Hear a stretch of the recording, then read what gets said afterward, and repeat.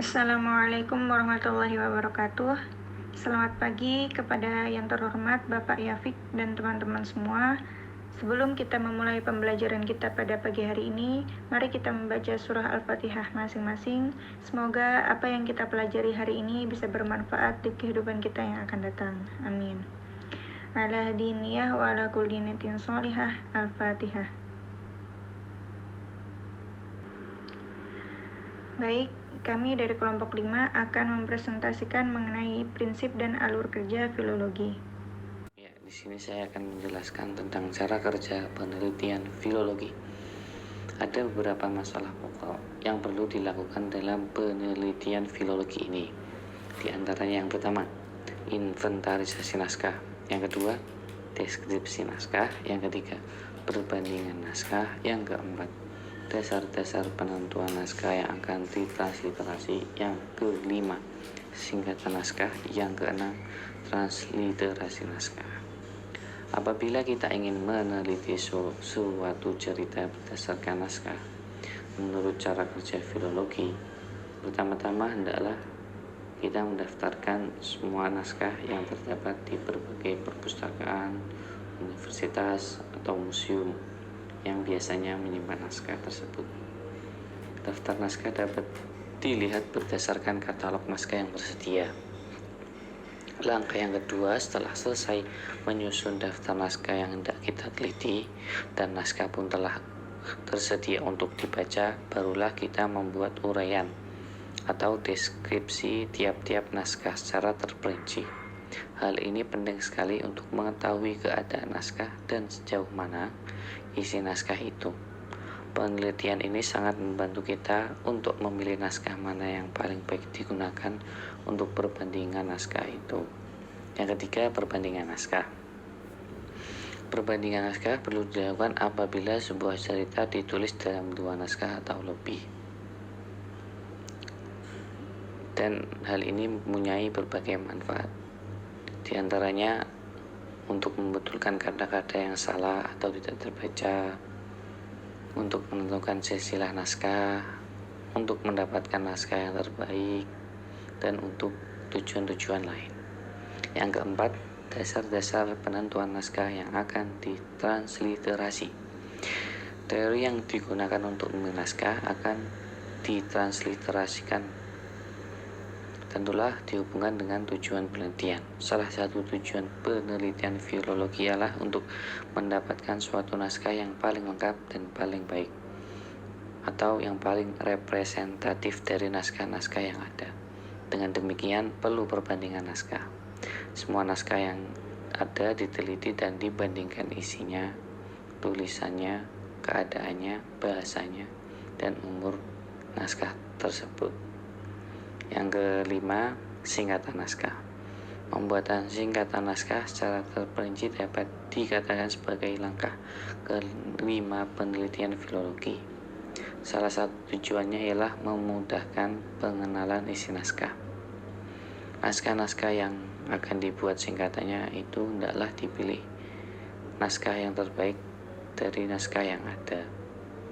Dan yang terakhir, transliterasi naskah atau transkripsi naskah. Yang dimaksud dengan transliterasi ialah penggantian atau pengalihan huruf demi huruf dari abjad yang satu ke abjad yang lain. Misalnya, dari huruf Arab ke Melayu ke huruf Latin. Dapat juga dari huruf Jawa atau Sanskerta ke huruf Latin atau sebaliknya. Sedangkan transkripsi ialah gubahan teks dari satu ejaan ke ejaan lain. Misalnya, naskah-naskah yang ditulis dengan huruf Latin yang sudah barang tentu ditulis dengan ejaan lama, lalu diubah dalam ejaan yang berlaku sekarang. Baik, di sini saya akan menjelaskan tentang sasaran dan objek filologi. Dapat dikatakan bahwa filologi mempunyai objek dan sasaran, yaitu naskah dan teks. Naskah dalam bahasa Inggris disebut manuskrip dan dalam bahasa Belanda disebut handskrift.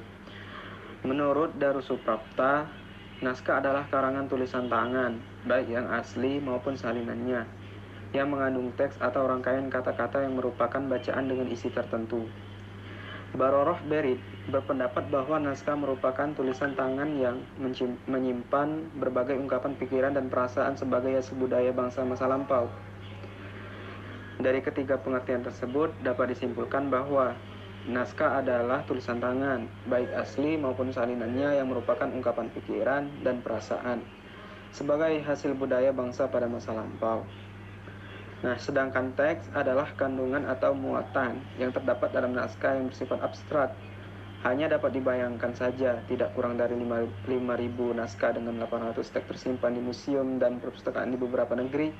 Teks yang tersimpan dalam naskah tersebut mengandung informasi masa lampau yang berkaitan dengan berbagai hal, seperti hukum, adat istiadat, sejarah, kehidupan sosial, obat-obatan, kehidupan beragama, filsafat, moral, seni, dan lain-lainnya. Dalam penjelmaan dan penurunannya secara garis besar dapat disebutkan adanya 3 macam teks, yaitu teks lisan atau tidak tertulis, yang kedua teks naskah atau tulisan tangan, dan 3 teks cetakan. Jadi intinya sasaran dan objek filologi itu terdapat pada naskah dan teks. Baiklah, di sini saya akan sedikit menjelaskan. Menurut perkembangannya, filologi dapat dibagi menjadi 2, yaitu filologi tradisional dan filologi modern. Beberapa perbedaan filologi tradisional dan filologi modern. Filologi tradisional memandang variasi sebagai bentuk korup atau kesalahan, sedangkan filologi modern memandang variasi sebagai bentuk kreasi.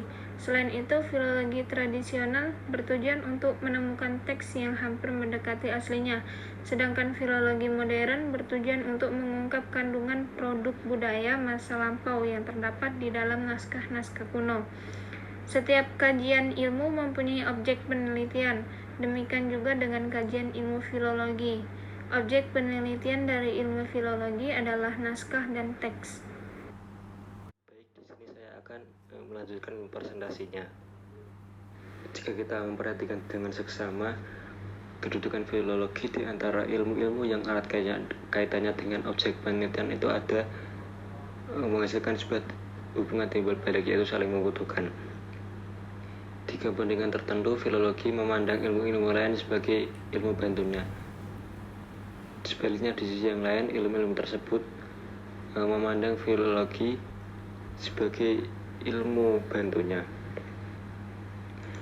Dalam ilmu yang diperlukan filologi yang pertama yaitu linguistik. Mempelajari bahasa naskah bukanlah tujuan filologi yang sesungguhnya. Meskipun demikian, karena kebanyakan bahasa naskah sudah berbeda dengan bahasa sehari-hari, maka sebelum sampai kepada tujuan sebenarnya, seorang ahli filologi harus terlebih dahulu mengkajinya. Untuk pengkajian bahasa naskah tersebut diperlukan bantuan linguistik. Yang kedua yaitu pengetahuan bahasa-bahasa yang mempengaruhi bahasa teks. Bahasa yang mempengaruhi bahasa-bahasa naskah Nusantara yaitu seperti bahasa Sanskerta, Tamil, Arab, Persia, dan bahasa daerah yang serumur dengan bahasa naskah. Pada naskah yang semula berupa atas lisan, tampak adanya pengaruh bahasa Barat. Oleh karena pengaruh bahasa Tamil, Persia, dan Barat terhadap bahasa naskah sangat sedikit, maka untuk telah teks atau pemahaman teks dipandang tidak memerlukan pendalaman bahasa-bahasa tersebut. Lain halnya dengan bahasa Sanskerta dan Arab. Kedua bahasa ini memang besar pengaruhnya terhadap bahasa naskah Nusantara, sehingga untuk pemahaman teks kedua bahasa ini perlu didalami. Yang ketiga yaitu ilmu sastra. Masalah naskah Nusantara yang mengandung teks sastrawi yaitu teks yang berisi cerita rekaan atau fiksi telah disinggung dalam pembicaraan ini. Untuk menangani teks-teks sastrawi, filologi memerlukan metode pendekatan yang sesuai dengan sifat objeknya, yaitu metode pendekatan ilmu sastra. Yang keempat yaitu ilmu keagamaan seperti Hindu, Buddha, dan Islam. Penjelajahan terhadap naskah-naskah Nusantara melalui katalogus dan karya-karya ilmiah memberikan kesan bahwa naskah-naskah itu diwarnai oleh pengaruh-pengaruh agama Hindu, Buddha, dan Islam. Maka dari itu dapat dimaklumi bahwa pengetahuan tentang agama tersebut benar-benar diperlukan sebagai bekal penanganan sebagian besar naskah-naskah Nusantara, yaitu terutama naskah-naskah yang bersih keagamaan yang bisa disebut sastra kitab. Yang kelima yaitu sastra kebudayaan. Hasil sastra Nusantara di samping diwarnai oleh pengaruh agama juga memperlihatkan adanya pengaruh sastra klasik India, Arab, dan Parsi. Untuk pendekatan historis terhadap karya-karya lama Nusantara tersebut diperlukan pengetahuan sejarah kebudayaan. Dalam hal ini kebudayaan Hindu dan Islam. Melalui sejarah kebudayaan akan diketahui pertumbuhan dan perkembangan unsur-unsur budaya suatu bangsa. Yang keenam yaitu antropologi. Beberapa naskah tidak dapat dilepaskan dari konteks masyarakat dan budaya masyarakat yang melahirkannya.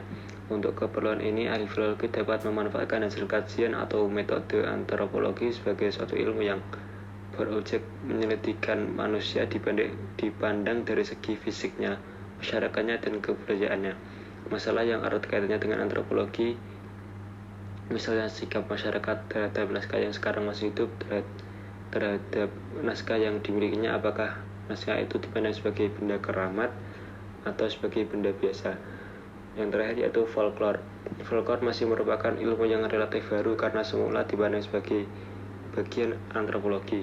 Folklore merangkum unsur-unsur budaya yang secara garis besar menjadi dua golongan, yaitu golongan pertama yaitu unsur budaya yang materinya bersifat lisan, seperti mitologi, legenda, cerita asal-usul, dongeng, dan lain-lain. Dan yang kedua yaitu unsur budaya yang berupa upacara, yaitu seperti upacara mengiringi kelahiran, perkawinan, dan kematian. Dengan demikian, golongan yang artinya dengan filologi, terutama golongan pertama ini. Golongan ini mencakup unsur-unsur budaya yang bisa disebut sastra lisan, terutama sastra lisan yang termasuk cerita rakyat. Kemudian ilmu yang memerlukan bantuan filologi.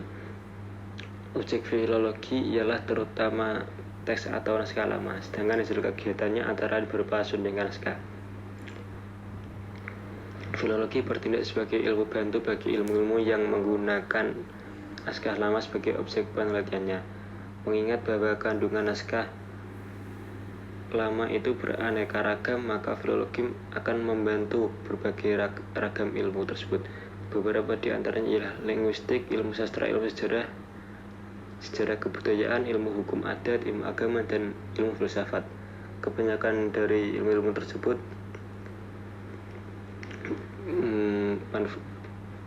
filologi bermanfaat bagi ilmu-ilmu tersebut kurang lebih sama, yaitu terutama dalam penyediaan teks. Akan tetapi dalam ilmu filsafat terdapat suatu perbedaan tertentu di dalamnya. Filologi sebagai ilmu bantu filsafat. Pada hakikatnya semua karya sastra mengandung pandangan itu tertentu yang disajikan secara jelas atau sedikit samar-samar karena pengungkapan batin selalu didasari pemikiran filsafati. Renungan yang bersifat filsafat yang pernah terjadi pada masa lampau antara lain dapat digali melalui warisan budaya lama yang berwujud naskah atau teks sastra. Kehidupan masyarakat tradisional Nusantara tampak didominasi oleh nilai-nilai seni dan agama. Bahkan menurut Al-Attas, pandangan hidup asli Melayu Indonesia adalah berdasarkan seni.